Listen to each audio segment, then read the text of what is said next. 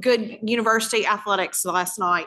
So we're delighted. We'll let them kind of straggle on in, but we're going to go ahead and start with our first presentation. We have Dr. Green, the professor and director of the Southern Rural Development Center at Mississippi State University. And Dr. Green is joining us by Zoom. He has COVID, but has still agreed to Zoom with us today. So we thank him for being here. Dr. Green, we're going to turn it over to you. And you have a copy of Dr. Green's presentation in your materials. All right, thank you. Good morning. Can you hear me okay? Yes, sir. All right, thank you. I know you have a copy of my materials. I'm also going to show the slides on the screen.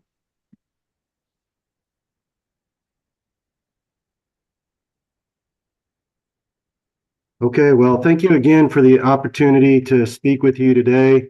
I wish I could be there in person, let me tell you, but I'm thankful to be able to join you virtually.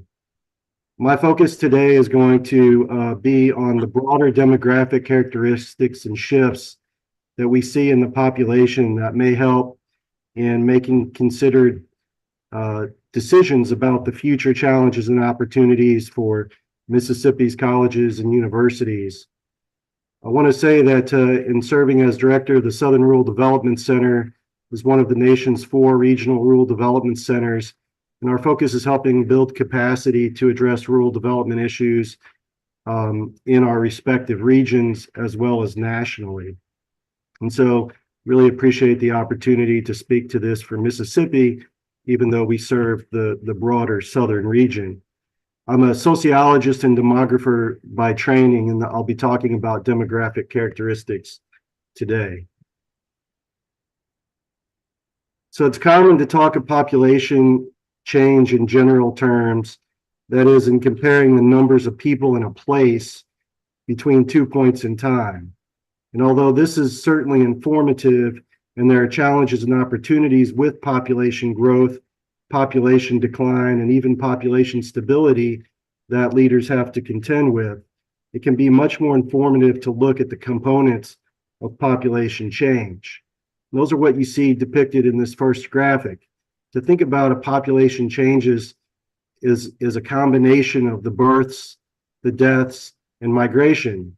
And of course, migration can be in-migration, people coming into an area, as well as people leaving. And the combination of all of those factors, what we call the components of population change, is what helps us to better understand the nature of that change. So drawing on data from the Mississippi State Department of Health, the U.S. Census Bureau's Population Estimates Program, net migration rates for U.S. counties from the Applied Population Laboratory, and the State Data Center of Mississippi's population projections, we can better investigate these components of population change. So I'm going to draw your attention to some of them that I think are particularly important for the work of this committee. The first is thinking about the balance between births and deaths. What's depicted here are the number of deaths and the number of births in Mississippi from 2010 to 2022. And of course, we've seen, much as has happened nationally, a decline in the number of births.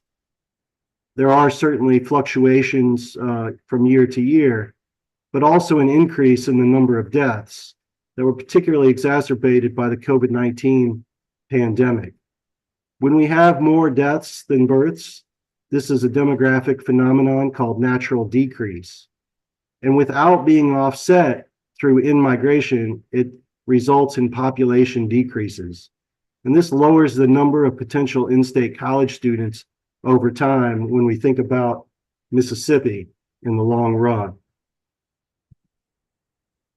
Another way we can look at the components of population change are when we account for births and deaths and look at net migration. And so these figures that I'm going to share now show us net migration over a decade at a time, accounting for what we know in terms of births and deaths.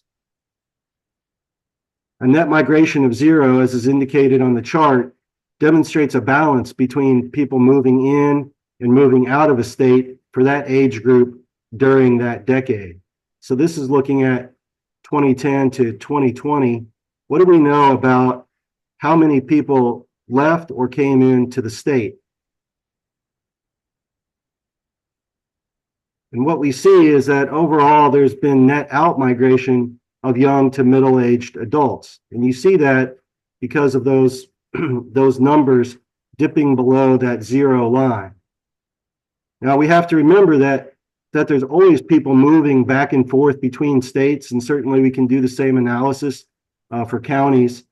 There's always fluctuation day to day. People are moving, but this gives us a snapshot when we take all of it into account from the beginning of a decade to the end of a decade. What's the overall net balance, if you will? And that's what is represented in net migration.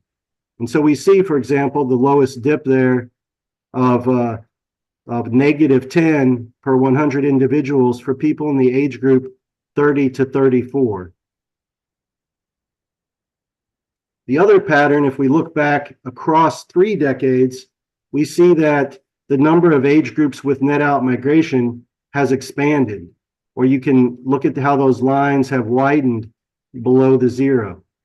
So going from the 1990s, the 2000s, and the 2010s, bringing us up to 2020, we see that the number of age groups that we've had net out migration has widened.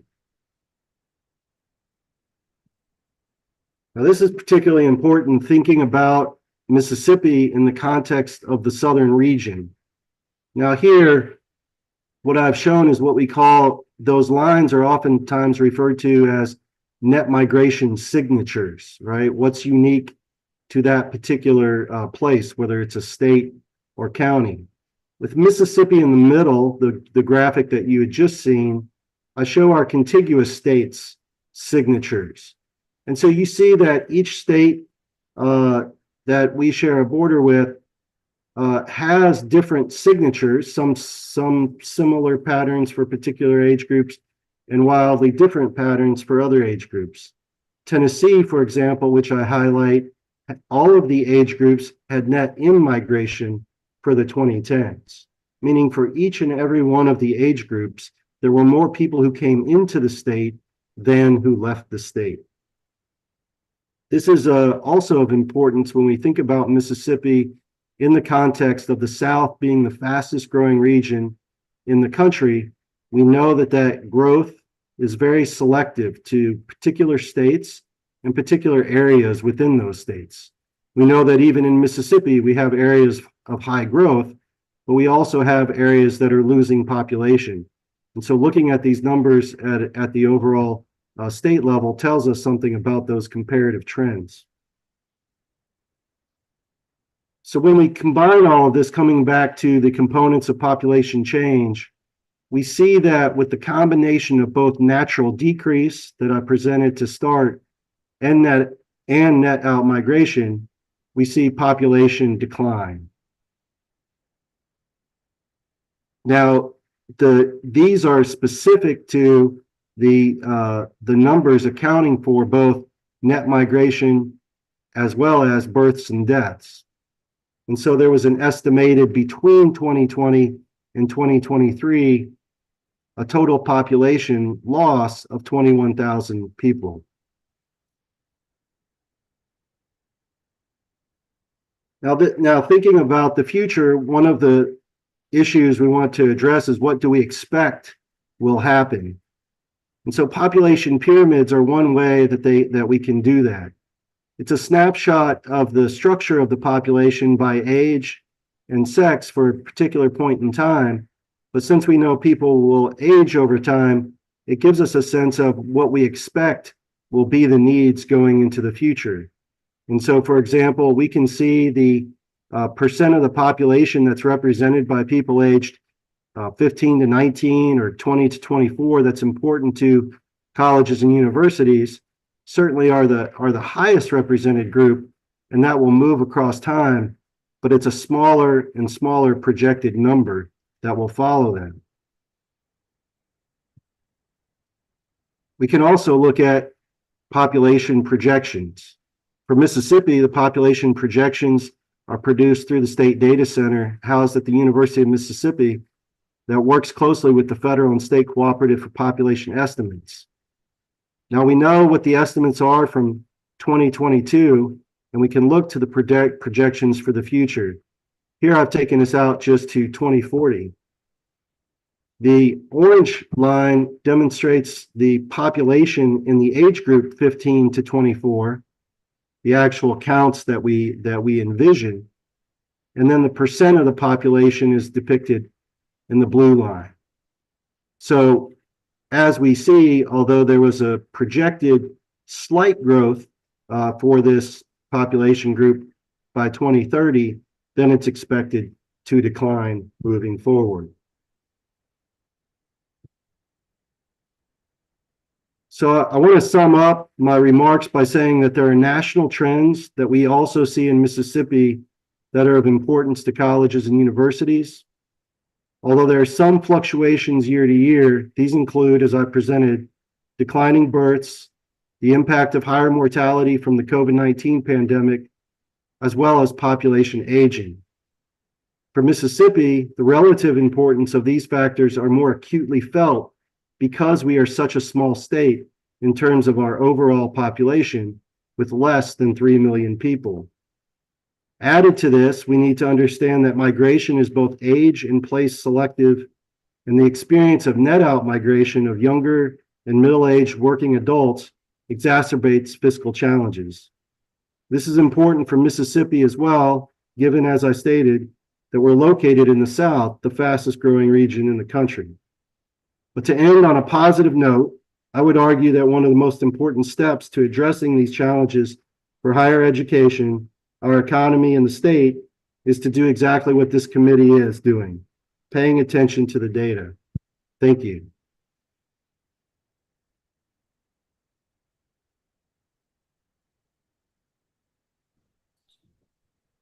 Thank you, Dr. Green. Does anybody have any specific questions for Dr. Green before we move on to the next speaker? Okay. Thank you again. We appreciate it. Hope you get to feeling better. Thank you. Our next speaker, if you'll go ahead and come up, is Dr. Noel Wilkin. He's the Provost and Executive Vice Chancellor for Academic Affairs at the University of Mississippi. And his PowerPoint presentation, he is going to explain and talk about some of the information that we know is upcoming with the enrollment cliff that we're going to be seeing in the state for that population. So, Dr. Wilkin, thank you.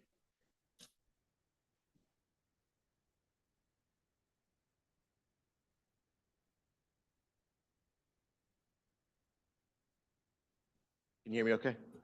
Thank you.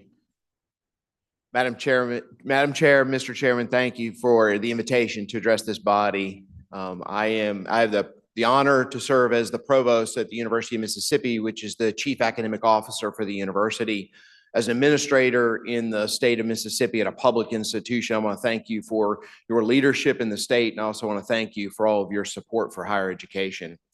Today, I plan to talk about some of the demographics and dynamics that we are seeing facing Mississippi and also the nation in higher education, and some of the implications of those trends that we are seeing that have been predicted since 2016.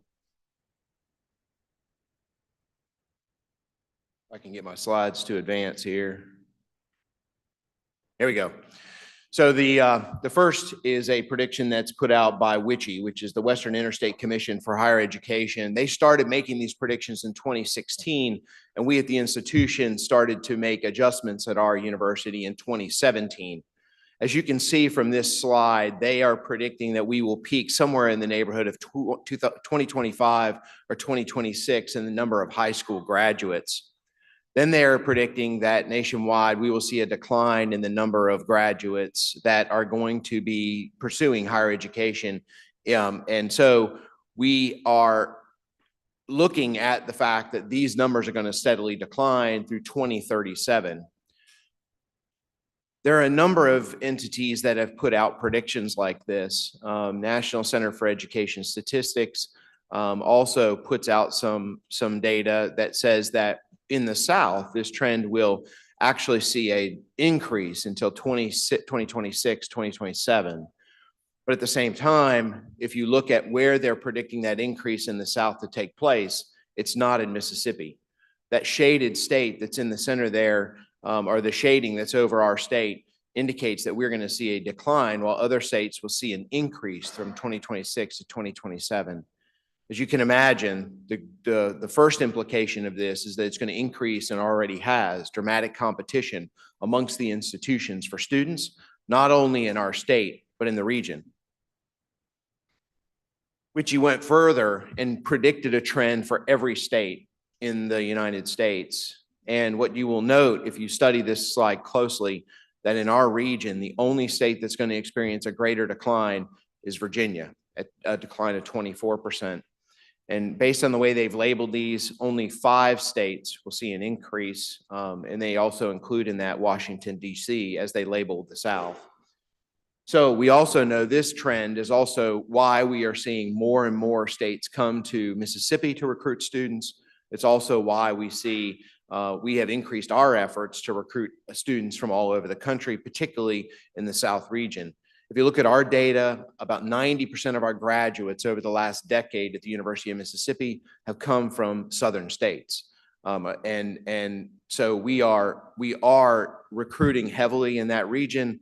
The most recent data I've seen says that students travel on average about 140 miles to go to college. And so that does put a concentration of recruiting around every institution within that particular region. If you look closely at Mississippi, the decline they're predicting for our state is 19% through that year 2037.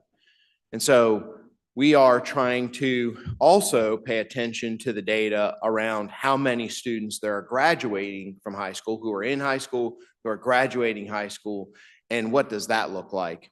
And so if you look at the total number of students, with 2017, 2018 being that top row, you can see a decline from 41,783 down to 36,762 just to the year 2021.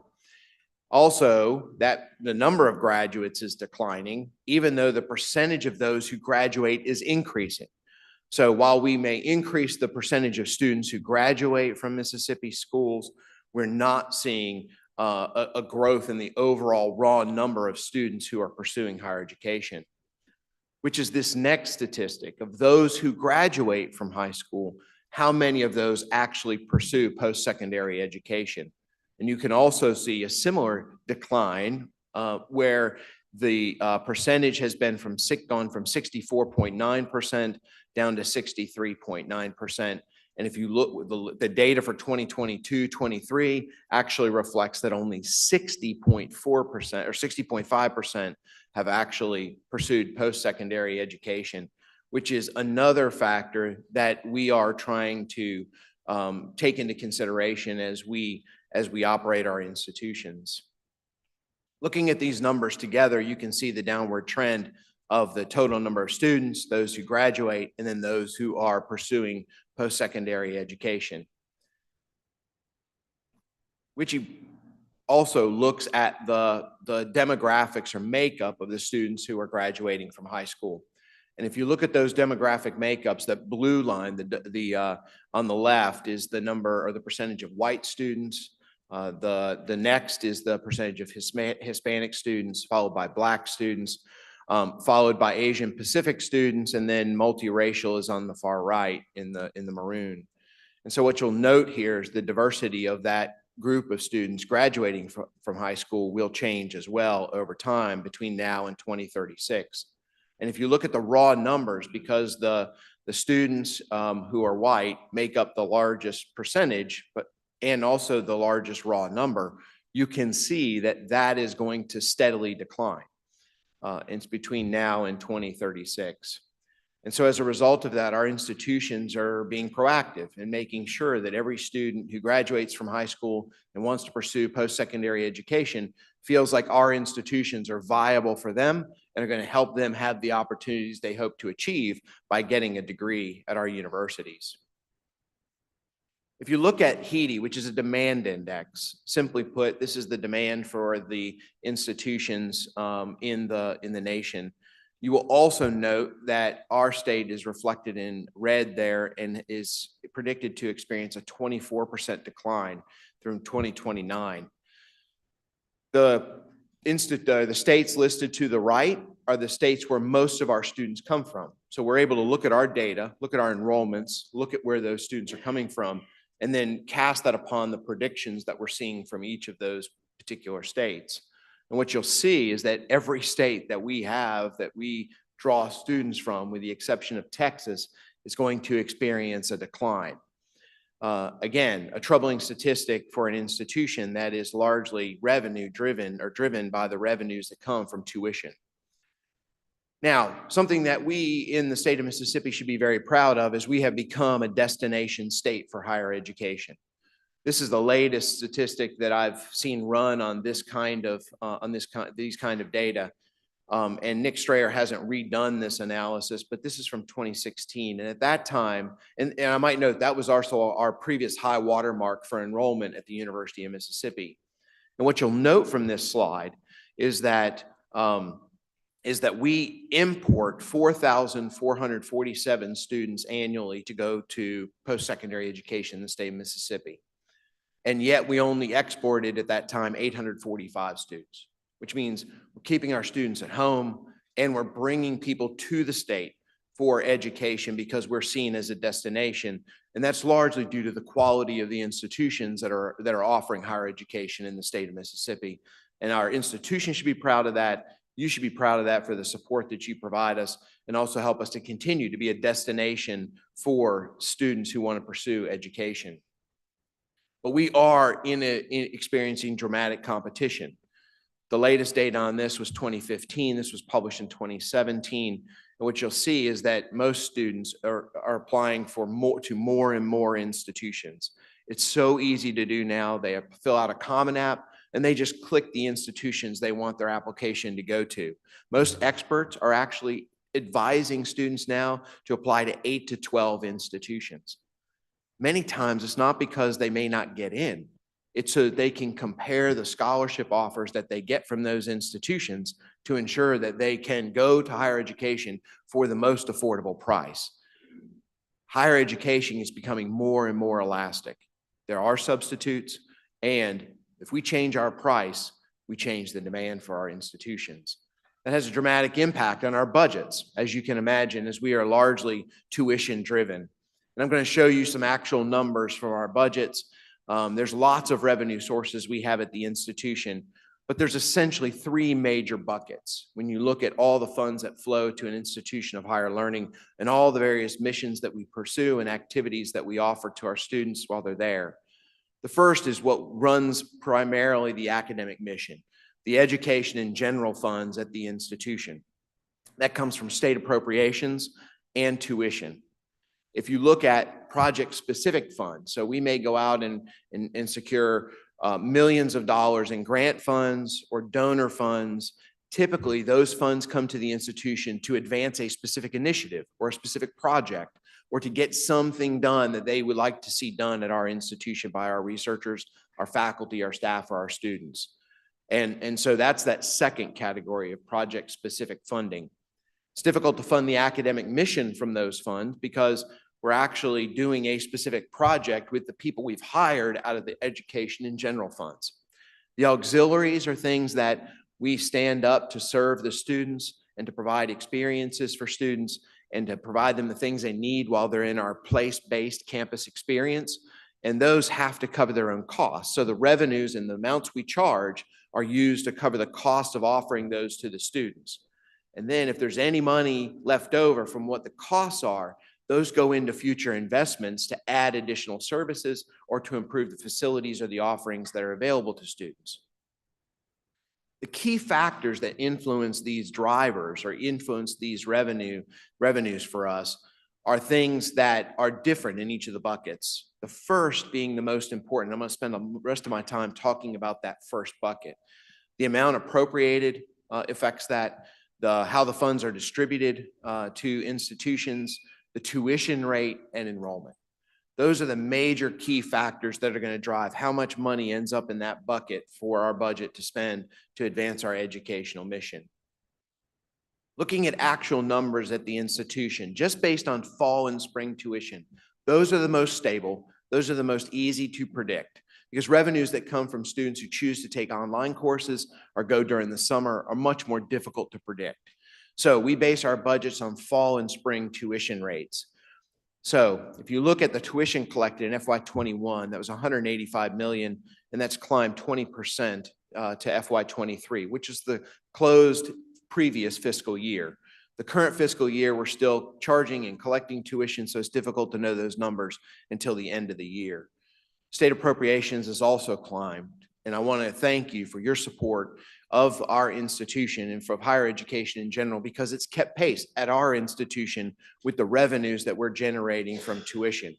And so that total funds line will give a picture of what our total E&G budget that we use to budget how we're going to get through the year to cover our people, and I'll talk about how those monies are spent. If you look at the sources of those, it comes from residents and non-residents. We charge roughly 3 times a resident, 3 times what we charge a non-resident, roughly 3 times what a resident pays, and that's reflected in the revenue. The revenues collected from Mississippians, although the number has remained relatively stable, has declined 7%. The decline in enrollment from FY21 to FY23 in resident students has only been 3.4, and that's only because we had a high year in FY21, which you may remember began in fall of 20. So a lot of students stayed close to home due to what was going on in the world. But our number has started to climb since 2022, that low point of 2022. And this current year, although the data is not reflected here, we have 10,128 students. So the raw number of residents going to our institution or coming to our institution has climbed since FY22. However, we're collecting less tuition from those students because we're scholarshiping and we're using institutional funds to provide funds to them to come to school. The non-residents, as you can see, is that bottom line, and you can see that's climbed 18.9%. And it wasn't until, and in FY23, our non-residents still made up fewer students in our overall population, but they funded $174 million of our operation. You can see that number climbed 31% since FY21.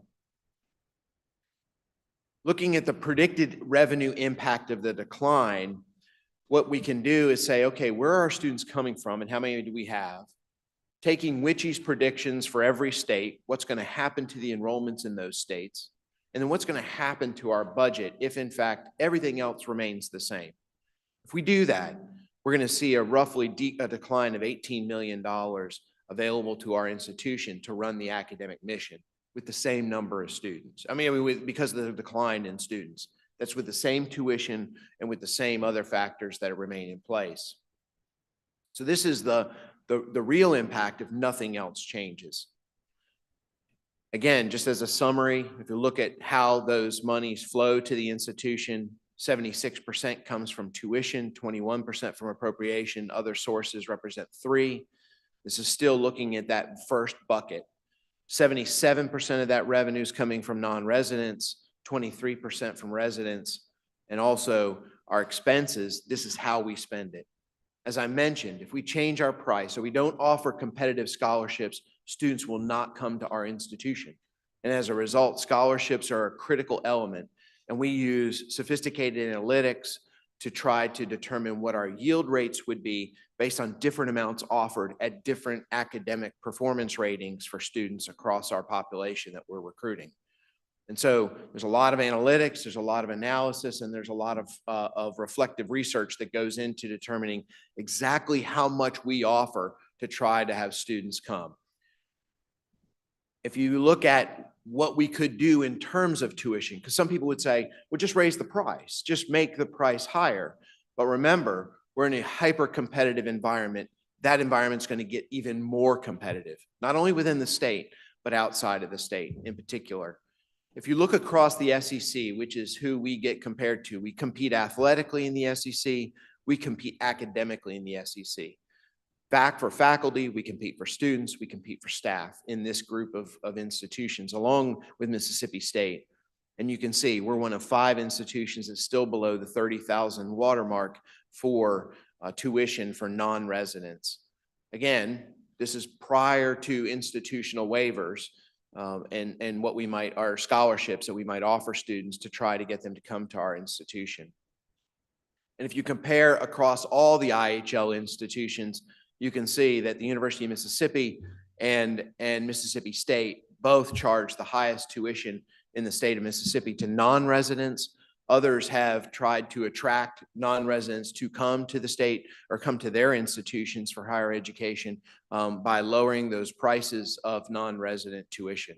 And so we collect a majority of what we charge as our, if you will, sticker price at the institution.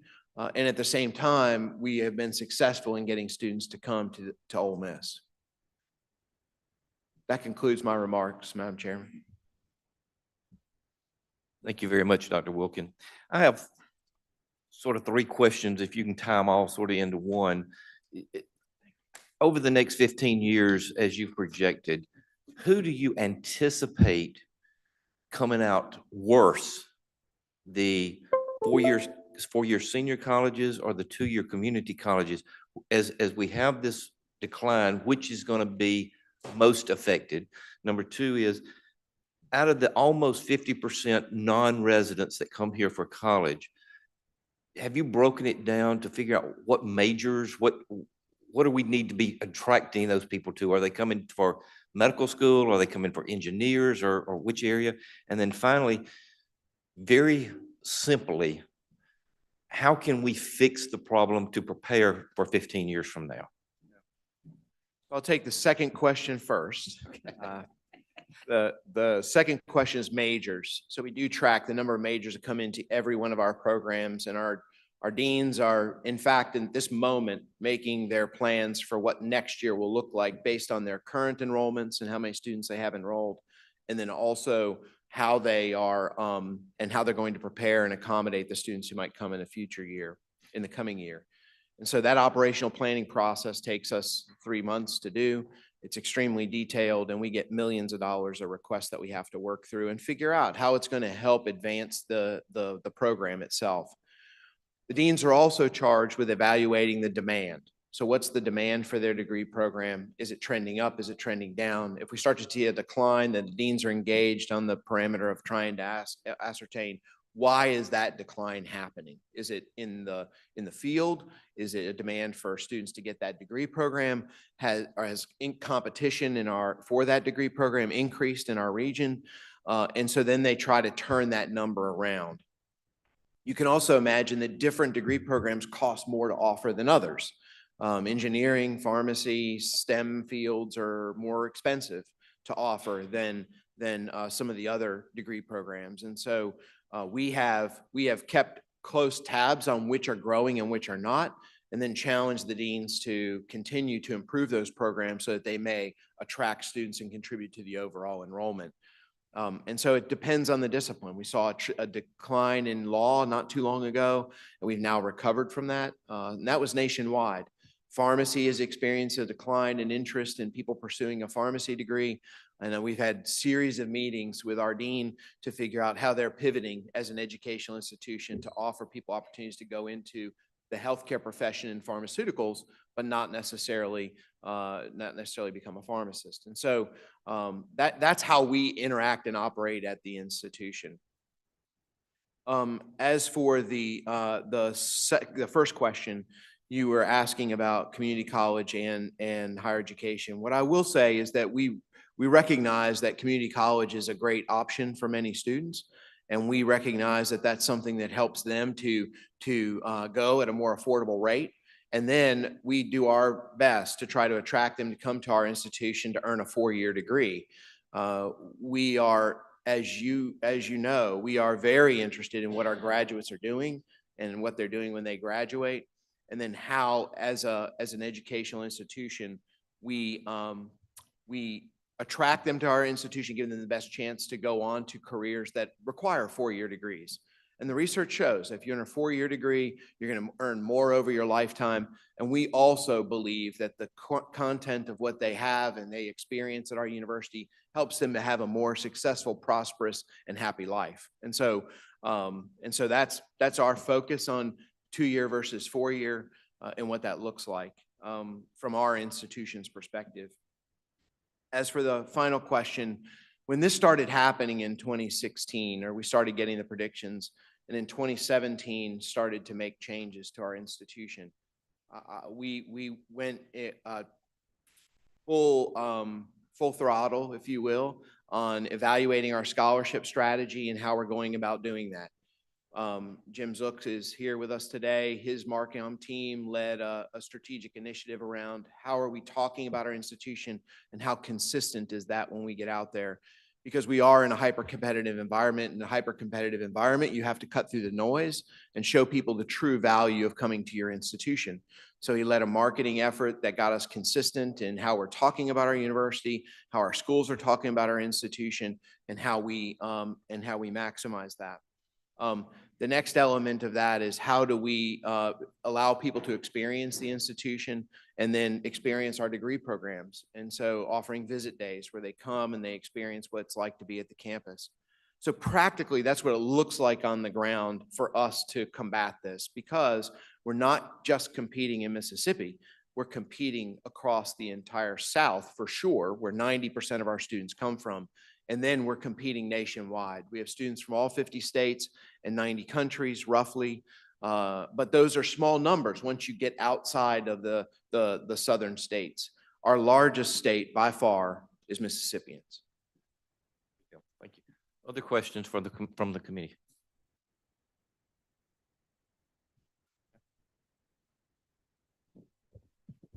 Thank you, Mr. Chairman. First of all of the data that you've provided here is gross revenue numbers. They're not net of scholarships. Is that correct? When The you look at numbers you have there tuitions? are net of scholarships. Okay. So those are dollars that can be spent. Okay.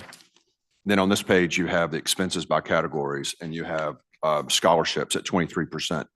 Can you give me your overall cost or overall expense on scholarships? Yeah, those numbers have been submitted to the Commissioner for Higher Education. He's here today.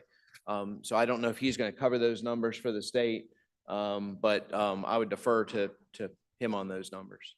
Okay. And then what I would like to see is eventually I would like to look at the revenue numbers that you have from in-state and out-of-state broken down in a gross or otherwise, I would like to see how much scholarship is going towards each category, both in-state and out-state. Yeah, happy to provide that. And then also what's helpful there is what is the average paid by a student who comes to the university. And that number, if you look at the numbers that are reflected here, simply dividing, I can't remember what the number of slide it is, but if you simply divide the net revenue divided by the number of students who are in that FY23 category, you'll see that non-residents on average are paying over $17,000 to attend our institution. And in-state students are paying about $4,800 to go to our institution per year. So what that translates to is due to scholarshiping strategies, we're getting them to come to the university. They're paying the non-residents are paying a larger portion and an in-state student can go to our institution for less than what they'll probably pay for their first car. Great. Thank you very much. I appreciate that. Thank you, Mr. Chairman. Other questions on the committee?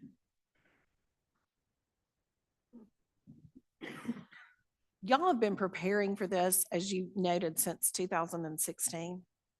Okay. That's correct. The data came out in 2016. Our efforts really ramped up in 2017. The year right after these data were available from WICHE. And they've put out, the data I presented today was an update that WICHE put out in 2020, which revised the estimates down from where they originally were. They were a lot more concerning when they first came out in 2016. Okay, and just conversations with you earlier, one of the questions that the chairman asked is you also in we're not just seeing a decline because of population, we're also seeing a decline, I believe you mentioned to me earlier, because more students are choosing career tech options as opposed to going to traditional college as well. Is that correct? That's right, and that's reflected in that number from the Mississippi Department of Education that shows that we have seen a decrease in those pursuing post-secondary education overall. And higher education is a piece of that. So yes, we are seeing that. We need people in the trades. We need trade schools in society and in Mississippi. And our need for students doesn't override or negate the need or the value of trade schools or community colleges. They play a very valuable role in our state, and they play a very valuable role in higher education overall. And we're even working with some of them to try to flesh out two-year degrees. The students then say they want a four-year degree. What's the easiest path for them to be able to do that? So we are active. So I value all of those things, and none of my comments should be a reflection of all people should be going to four-year colleges. That is not what I'm saying. Anyone else?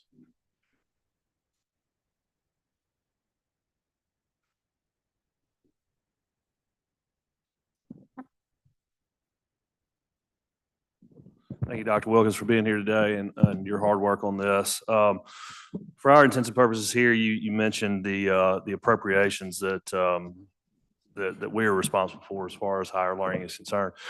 You mentioned how it was broken down. Can you give any information on how that is decided as far as the funding is concerned?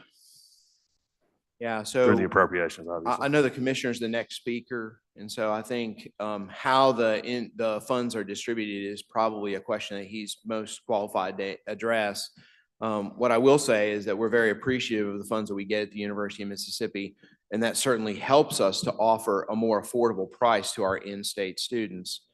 We also know, although I didn't present these data today, that if I were to take all the revenue from in-state students, that comes from in-state students, and all the state appropriations that we get, and we were to compare that to what it costs us to educate those students, we're still left with a multi-million-dollar hole that has to be covered with other sources and in other ways.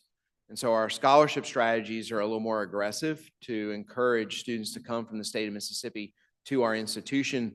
The state appropriations helps to offset not only getting them to come to the institution, but it also helps us to keep that price very affordable.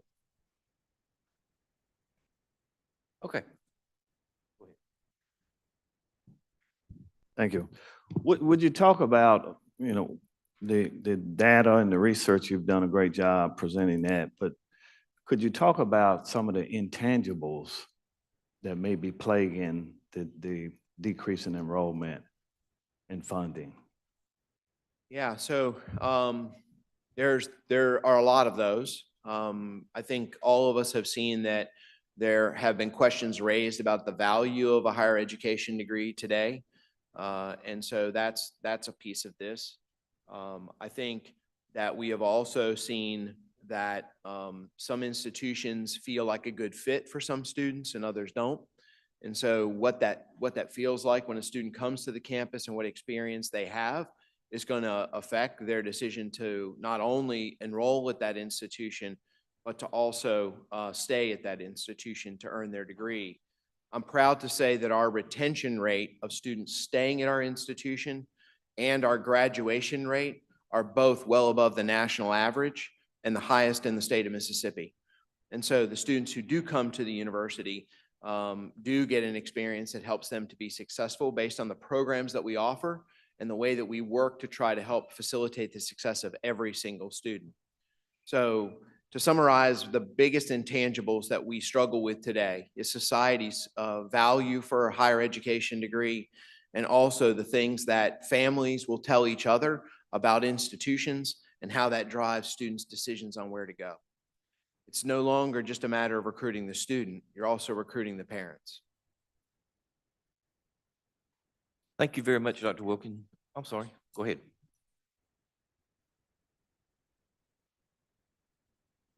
I was going to say, I have a daughter that's 16 years old, and I just to kind of attest to what they're saying, she has been bombarded from out of state We get something every day from an out-of-state school trying to recruit her and all that. Luckily, she's picking out of Ole Miss and State, and I'm really upset because I'm a State fan. And, but no offense to Ole Miss, but she may end up there. I don't know if she's wanting to go in law school, but I want to say that, yeah, these schools that they're coming after her, you know, she's got a 25 on her ACT. She's an all-A student. Hopefully she's going to get to 30 before she graduates, what she wants to do. But I say all that to say they're actually showing her all the scholarships that they're offering her and to try to get her to go out of state to their schools. And so I'm saying that to say we need our people to stay here. And so I don't know what that means to all this other than just say from a parent perspective that, man, they are trying to recruit our kids out of state. And so anybody else that has a 16-year-old that's fixing to graduate not long from there, y'all can probably attest to that. And all the colleges that are trying to recruit our kids out of state. But I want to see them stay here. I don't want my daughter going anywhere. I want her to stay in Mississippi. So just to attest what he's saying, they are recruiting hard and they're coming after our kids, and we need them to stay here in the state of Mississippi. So just more, I guess I'm attesting to what he's saying. They're definitely trying to recruit them. So Thank you, Representative Varner. Thank you, Dr. Wilkin. We appreciate your time. Very interesting, very good information. Appreciate that. Thank you. If I can just close by saying I've been a faculty member and administrator at the University of Mississippi for 27 years. This is a special place, and people are coming here for higher education because we're doing great things for the state of Mississippi. Thanks. Thank you. Dr. Rankins, you're up next. Thank you, Senator Boyd. Before I get started, I will say, Senator DeBar, that we have a spreadsheet that has all the scholarship information by category, whether it's athletic, service, and my CFO is here, and we can get that information to you. Well, I'm pleased to have this opportunity to provide a little information to you about per student funding at our universities, tuition revenue, and the general state of our universities. So on the first slide and the next few slides, I will attempt to explain the sources of state funding for our universities and provide a picture of the various ways of looking at per student funding. Now, I want to say, starting out, the first column is fall 2022 FTE enrollment. I want to explain what FTE enrollment is. Typically in higher ed, you see enrollment expressed two ways. It's head count enrollment, that's simply the number of students, and FTE enrollment. I want to explain what FTE enrollment is because it's commonly used, particularly when you're using enrollment in comparison to funding, because it's a more fair way of making an apples to apples comparison. So for undergraduate student, an FTE is basically assuming that that student is enrolled in a full load. So you take the number of credit hours, the total number of credit hours, and you divide it by 30, and that's one FTE. Okay, so for example, if you look at enrollment, if you have one part-time student taking one class at a university in the head count enrollment, that counted once. Okay, but an FTE enrollment, if they're taking only 3 hours, that's 2/10 of an FTE. Okay, so your FTE enrollment will always be lower than head count enrollment. All right, so if you look at the second column, those were the funds received in our general support E&G bill, Senate Bill 3002 by institution. Now, that's typically referred to as RHL's general support. And that typically comes to our system as a bulk number that our board decides how that money is appropriated to the institutions. The next column were some ARPA capital funds that the legislature graciously gave to our institutions to address our deferred maintenance and capital issues on our campuses. And you see the number for each institution and the total number at the bottom. And the next column is what I call our capital bond funds. So as many of you know, there's a bond bill that we asked for capital needs, facility needs on our campuses, but because y'all have had the revenue over the past previous years, instead of bonding to get that money for us, you have appropriated directly to the institutions, which helps because we can start these projects and lower the costs much earlier than having to wait for the bonds to sell to have the funding to start the projects. So you have that number there. And the last column, you have all of those numbers combined for a total E&G appropriation, and that was in fiscal year 2022. Now, the gentleman asked a question about the board distributing the money. Only the money in that first column of funds is what the board has the authority to distribute. The rest of the funds we receive are prescribed in the legislation. Okay? If we move to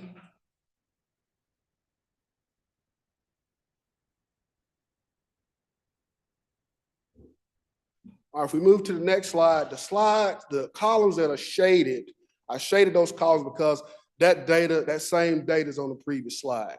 Okay, so if you look at the next to the last column, that is appropriation per FTE solely based on the general support E&G appropriation. And you see the amount per institution and the average across the system at the bottom. And the last column shows the appropriation per FTE. That's method 2, inclusive of all the E&G appropriation.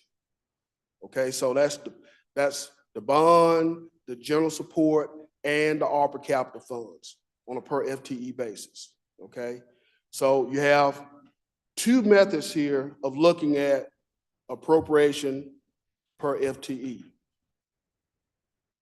Now, the general support bill is not the only source of funding for our universities. IHL typically has 9 appropriation bills. You have the general support bill, you have the subsidiary bill, you have Alcorn's ag bill. Mississippi State has an ag bill for their experiment station, extension service, the Forest and Wildlife Center, and the College of Veterinary Medicine. Those are all separate appropriation bills, okay? Typically referred to as the ag bills, okay? State financial aid, that's a separate appropriation bill. It's considered an IHL bill, but I want to note that those funds follow Mississippi eligible students, whether they come to IHL, whether they go to a 4-year community college, or whether they go to a private 4-year university here in the state. So that's really not a direct appropriation to our universities. And additionally, due to the ARPA funding you had available to you and the additional revenue, there are 2 additional bills in fiscal year 2023 where there were funds appropriated to IHL.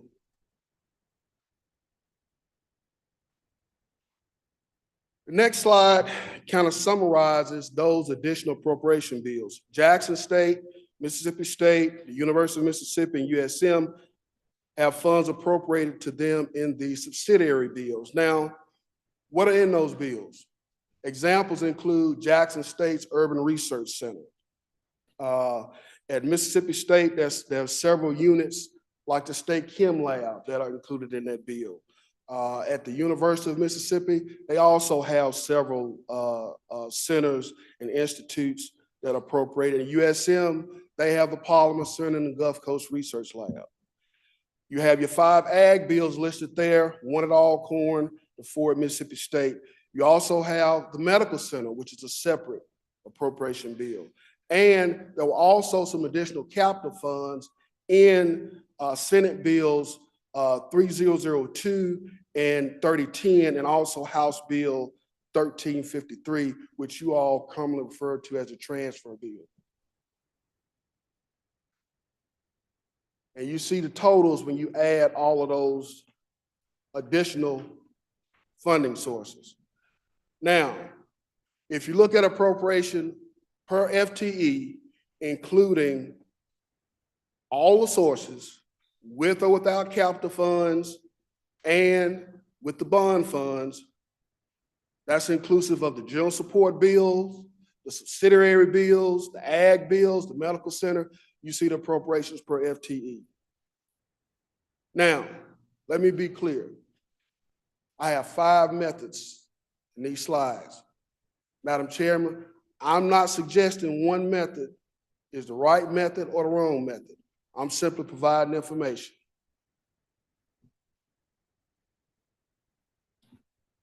I'm going to switch gears and talk about state and out-of-state student populations on our campuses.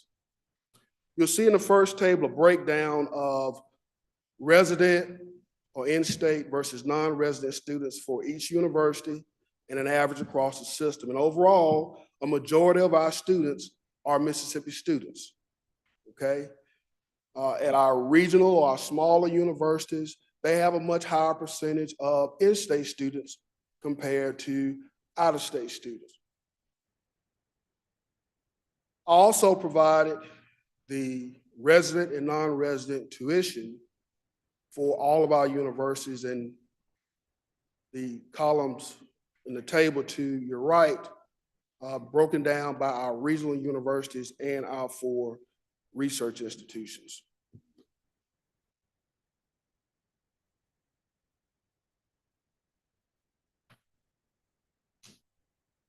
Now, Chairman DeBar, the next slide is simply net tuition, not gross tuition. This is net tuition when you take out all the scholarships and waivers for all institutions and a total at the bottom.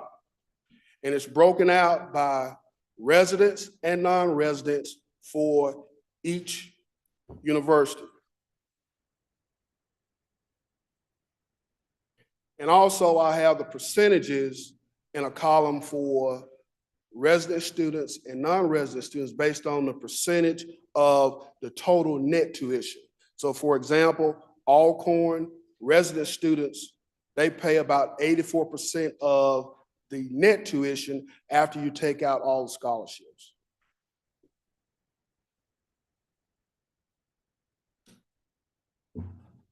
Now, I want to talk a little bit about our 2 largest institutions and out-of-state students.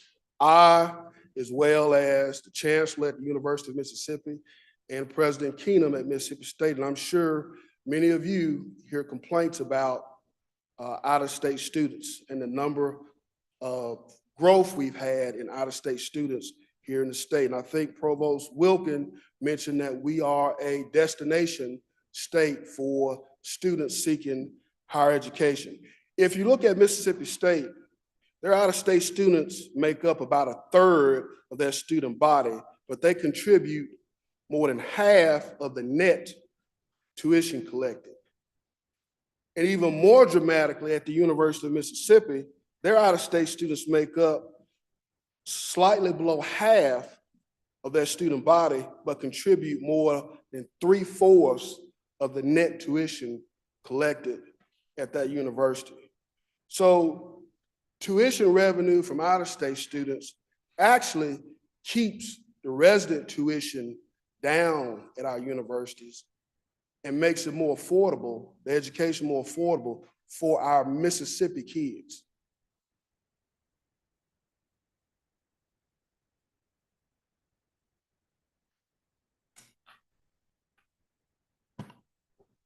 This slide breaks down our university operational budgets by source. For all 8, the majority of their operating revenue comes from student tuition, fees, and to a much lesser extent, other sources like bookstore sales, cafeteria sales, those type things. And across the system, about 31% of their operational budget comes from state appropriations. If we look at the trend over the last 20 years or so, our universities, as Provost Wilkin mentioned, are much more dependent on tuition revenue to operate. So our universities, they have to be aggressive, creative. They have to create niches to be able to draw and attract students because the higher ed environment is highly competitive and getting more competitive based on the demographic data that you saw early on during this committee meeting. Now, the next couple slides I won't spend a lot of time on. You have the slides at your desk. Just give us a snapshot of some general information about our university system. The next slide, we see information about our graduates and our value proposition offered by IHL. I want to move on to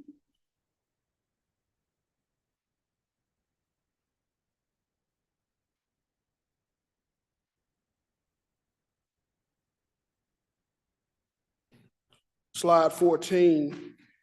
And from an enrollment and financial sustainability perspective, this slide summarizes where our 8 universities currently are. Overall, headcount enrollment was up in our system in fall 2023. And individually, we had 4 institutions that saw an increase in enrollment over the previous fall and 4 that saw a decrease. Overall, financially, our universities are in good shape. You all remember that JSU had some issues several years ago. They've made a lot of progress in moving forward and in addressing their liquidity issues. We have a new president at Delta State who is working diligently to trying to right the ship there and improve the situation financially at Delta State. But overall, our universities are doing well. And you see in green where with our major financial sustainability metrics, debt service coverage, days of cash, and debt to equity ratio, our universities are mostly in the green in those major categories. Lastly, I want to conclude with some good IHL news that we, for some reason, don't get much coverage on. I don't understand why, but I want to talk about our latest AA2 stable credit rating. In its latest credit opinion, Moody's noted our board's strong financial oversight as a key to our system's credit strength. They also noted our stable outlook is driven by an exceptional and continued healthy performance of our university system. I'm going to stop there, Madam Chairwoman, and if we have time, I'll take any questions. If we don't have time, I will be available for any members to talk to me one-on-one to answer any questions or concerns I may have. We're going to go ahead and take questions. I have some questions later, but I'm going to go ahead and take the committee's questions first. So, Chairman Williams. Thank you. I'd like to thank all the speakers. I know y'all are very busy and quite a lot of numbers we went through today. Just a point of clarity, when you're going through the on page 3, again, many ways to calculate, but simply put, what you've got there on the right column is basically the amount of dollars we here in Jackson appropriated in fiscal 23 per student at the relative universities. Is that correct? Right, based on different methodologies. Yes, sir. Yes, sir. Which pots of money you included? Yes, sir. But the total dollars that left Jackson that went to these universities respectively, that's kind of the number per student that these universities that were there. Yes, sir. Thank you very much. Appreciate it.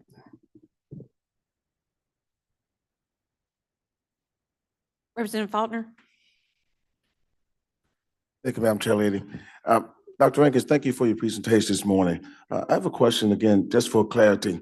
You talked about out-of-state tuition versus in-state.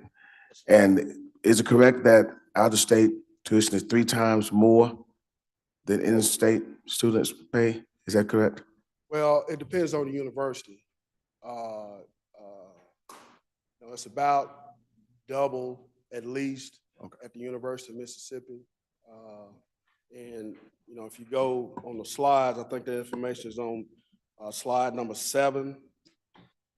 So not quite triple, but close. Okay, I'm just curious. But that's at two universities. Yes, thank you. I'm just curious, how do we arrive at that, or what formula are we using? I'm just curious to know how. Well, the universities, they spend a lot of time and a lot of effort studying the market. So the students, the institutions that they compete against, they look at what they charge and they try to set their price at a competitive mark to be able to keep Mississippi kids here and also be able to recruit in the region. So it's looking at the market, kind of trying to figure out what the market will bear and place yourself from a price point where you can pick up a competitive advantage. Thank you.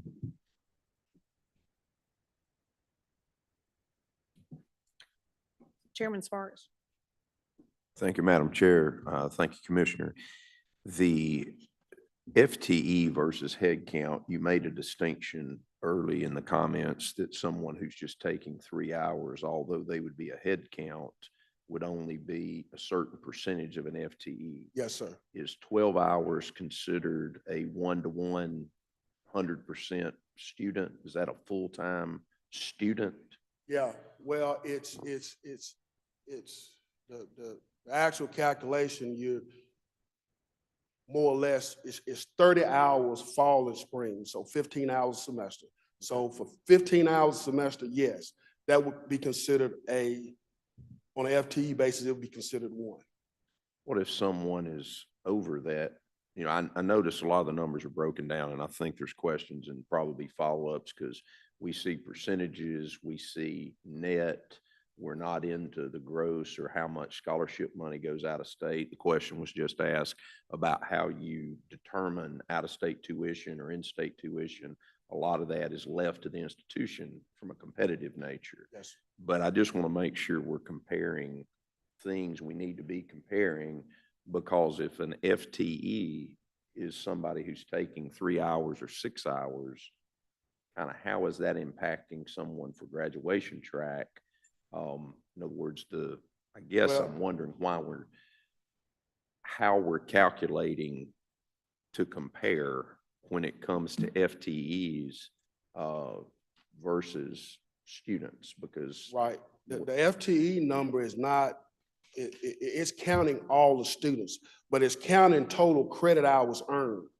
So whether a student is taking one class or taking 6 classes, what's being counted in that calculation is the cumulative amount of all the credit hours earned divided by 30. So to answer your question, that part-time student is not being left out, okay? They just contribute less to a FTE than a student taking a full load. okay, I was just, when we were looking at, I guess, slide 3, that had the breakdown of general support versus total support. All of that is per FTE, not Right. per head. Right, all of that is on a per FTE basis. Okay. Yes, thank you. sir.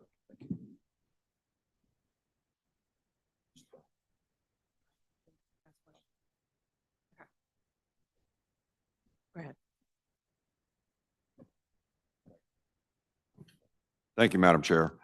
Staying with the FTE, in the beginning, you used FTE for enrollment numbers when you compared it to appropriation amounts. But then when you came over, I don't understand the correlation by university on headcount versus FTE. So I'm trying to just understand, that's where I'm coming from with this. So you show the FTE when we talk about appropriations, but then when you talk about residency versus non-residency, you use a head count number. Just not looking at, I mean, being the first time looking at this, I would assume that if you're a resident student, you're going to have a much higher head count versus a non-resident. Non-resident are going to be here. I would expect them to be here for the full FTE. So you could have a skewed number here, and I don't understand the correlation between the two. So I'm not asking you for it at this moment, but I would like to look at an FTE by each IHL unit relative to the headcount to understand how many students are enrolled as a headcount, and then how many of them are achieving the FTE through by a ratio. So in other words, I want to know if you have more students that are under the FTE threshold, or if they're above the FTE threshold, and then that it would be important to know for residency versus non-residency for comparison purposes. Sure, we can talk. Thank you. Thank you, Madam Chair. Senator Polk.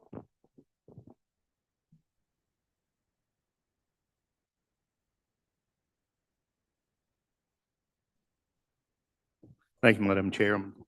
Dr. Rankin, I was looking at page 2 of your handout, Yes, sir. and we're looking at the AU universities, the next to last column of the E&G appropriation.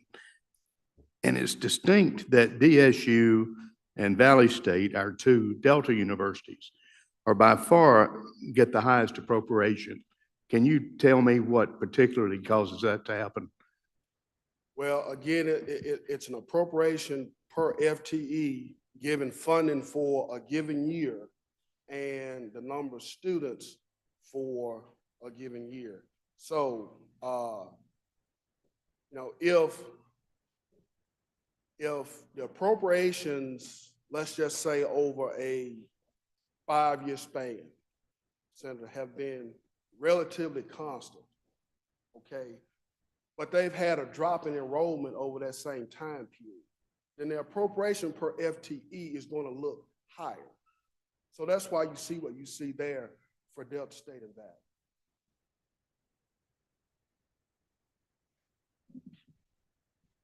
Representative Sanders, I believe you had a question. Thank you, Madam Chair. Dr. Rankin, I just want to ask one quick question.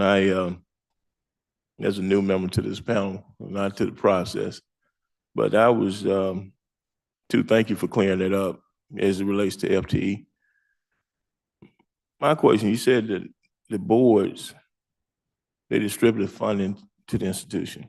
So how does that work as it relates to how do you go about distributing? Well, the portion that they have authority to distribute, the way it's been distributed over the last several years since I have been in this position, the board has set priority based on what the camps have asked for faculty salaries, and more recently, because of inflation, to cover inflationary costs. So the pot of money that the board receives, if it's, for instance, a 3% increase over the previous year, then they pro rata are going to give all 8 or 3% increase. That's kind of the methodology that's been used since I've been in this position. Okay, so it's a pro rata cut share based on the increase or decrease from the previous year. Just that simple. Chairman Sparks, I think you had another question. Just a brief follow-up, and I can get with you later. I'm still a little tangled on this FTE, and I think that question is kind of permeating because do you get your appropriation in arrears? Does an institution turn in, hey, this is how many FTEs we had in the prior year, and that dictates their appropriation? Or what is the formula? Because when I do the math, it's an interesting breakdown. And of course, I think that was one of the questions Chairman Polk had asked, is what exactly determines how we fund, or if we're going to use FTE as the descriptor of funding, what is the basis for the amount per FTE per institution? Well, again, I'm not saying that the funding is distributed based on FTE.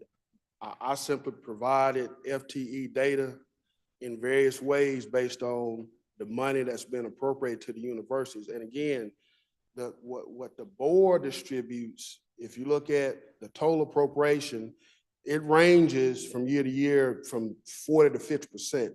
The rest is prescribed in the various appropriation bills of how much institution gets. But of that amount that the board does have the authority to appropriate that comes in a big pot. For the last few years, it has been relative to what they received last year. So if we get a 1% increase, every institution is going to get a 1% increase. So every FTE is not created equal. I mean, not, you know, if I've got an FTE in Mississippi State or Jackson State or Ole Miss, that represents a student and 3 hours, you know, in increments. Because that's how you were saying earlier, if you take 15 hours, 30 hours cumulative in an academic year, then you're a full-time student and that's an FTE. Is that correct? Yes. Okay. But from the funding standpoint, since this is what's being utilized, I would love to know how we decide how much money goes to each institution when each of them are providing an FTE. You know, if I get a general business degree from any of those 3 institutions or any of our institutions, an FTE is delivered, I would just like to know how we have come to the funding mechanism at some point, not today. Yeah, okay. Thank you. Representative Hawkins. Thanks, Mr. Chairman, Chairwoman. On slide 10, Dr. Rankin, I noticed that the appropriations for MSU and Ole Miss were substantially lower than every other institution. I would like to know, how is that justified or whatever it looks like? Why is it more not equitable amongst universities? Which slide did you say you on? Slide 10. 10.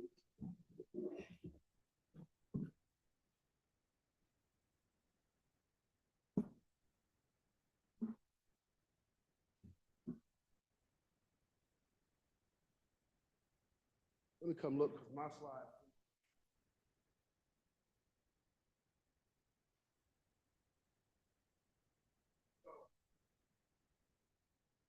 On slide 10, that simply shows, based on their total operating budget, the percent that comes from appropriations and the percent coming from other sources. For Ole Miss and Mississippi State, their numbers are lower because they charge more out-of-state tuition. So they're basically deriving a lot more revenue as a percent of their overall budget. So that's why those numbers are lower for the larger institutions, because, you know, as a part of their operating budget, more of their budget is coming from tuition revenue, tuition and fees. Chairman Joyce. Can I follow up on that? Thank you, Madam Chair. And so based on that, what you're telling me is the decision is made by the universities on what they're going to charge out of state and in-state. And I think we heard in a previous presentation that some of the universities have decided not to charge out-of-state tuition. Therefore, we're making up for their decisions through the appropriations. Is that safe to assume?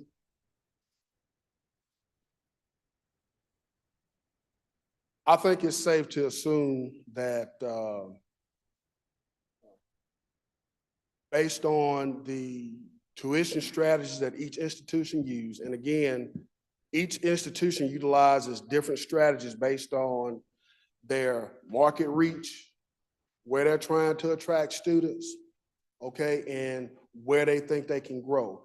I think those decisions influence, if you look at their overall budget, what percent is coming from appropriations and what percent is coming from other revenue streams.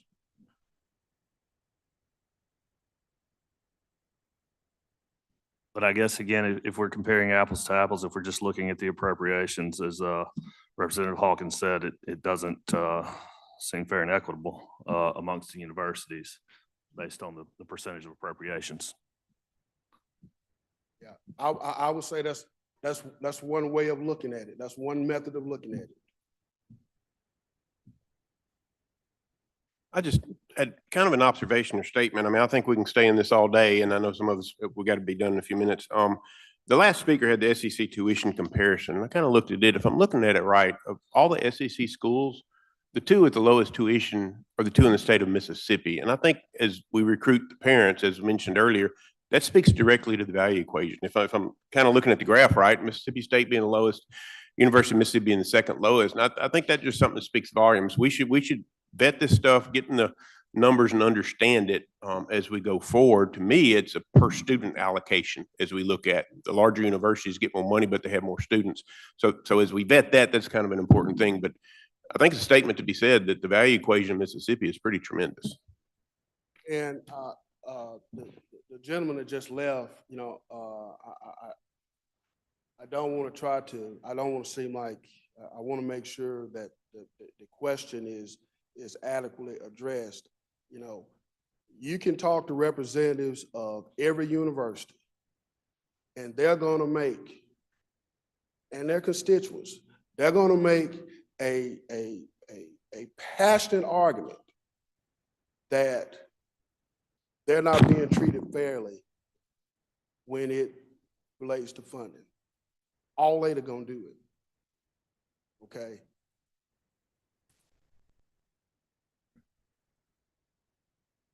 Chairman Delano, did you have one more? Thank you, Madam Chair. Well, one last question regarding the IHL board. What are you tracking to determine educational outcomes by university? We're tracking the number of graduates. We're tracking